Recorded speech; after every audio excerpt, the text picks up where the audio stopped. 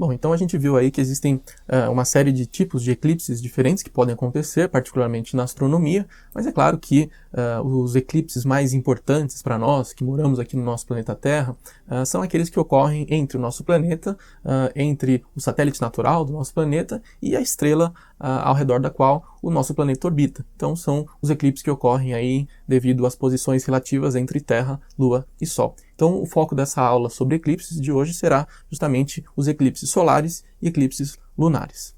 Então, existem basicamente essas duas situações, né? A primeira delas é o chamado eclipse solar, que eu vou destacar aqui, que é uma situação específica, em particular, em que a nossa Lua ela fica justamente entre o Sol e a Terra.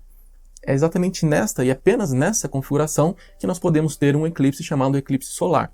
E note, né, nós já tivemos a nossa aula sobre a Lua, sobre as fases da Lua, a gente viu que a Lua ela fica orbitando, né, ela fica transladando ao redor do nosso planeta Terra, e isso faz com que ela mude a sua fase, uma vez que ela é iluminada pelo Sol, e a gente já viu isso na nossa aula. Bom, para eu ter então um eclipse solar, independente se é total, parcial, a gente já vai ver os tipos, mas para que eu tenha um eclipse solar, necessariamente você tem que estar na fase de nova. A Lua só pode estar na fase de nova. Qualquer outra posição que a Lua esteja na sua órbita ao redor da Terra, e consequentemente qualquer outra fase que ela esteja, é impossível você ter um eclipse, é impossível a Lua bloquear a luz do Sol. Então só exatamente numa Lua nova em que isso é possível. Então pode procurar aí em qualquer calendário, né? A gente vai ver aí calendários de eclipses, sempre que você tem um eclipse solar, pode procurar, é no dia, exatamente no dia, na hora, no instante em que você tem uma Lua nova.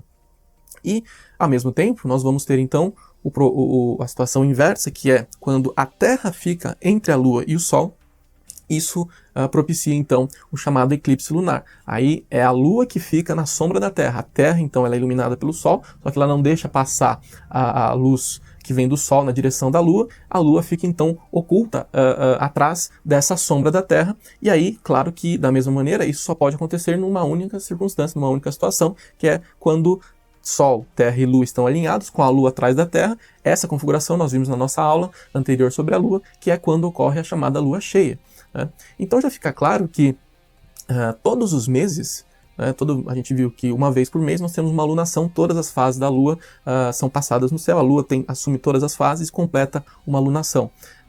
Você tem então todos os meses, teoricamente você teria aí a possibilidade de você ter um eclipse solar em toda a lua nova e um eclipse lunar em toda a lua cheia. Mas a gente sabe que não é exatamente isso que acontece. A gente vai ver que existe aí um movimento orbital da Lua ao redor da Terra. É um movimento, essa órbita, ela tem uma certa inclinação em relação ao plano orbital da Terra ao redor do Sol. Isso faz com que haja meses em que a Lua passa perto do Sol na fase nova, mas não bloqueia a luz do Sol, e da mesma maneira a Lua na fase cheia ela passa um pouco acima, um pouco abaixo da sombra da Terra. Isso garante que nós a vejamos na Lua cheia, né, na fase de cheia, sem que ela, portanto, seja eclipsada pelo nosso planeta, tá? Então a gente vai ver isso em detalhes, mas todo mês nós temos Lua nova, Lua cheia, e nem todo mês, infelizmente, né, seria muito interessante se a gente tivesse todo mês eclipse solar, eclipse lunar, seria muito interessante, mas não é assim que a coisa funciona.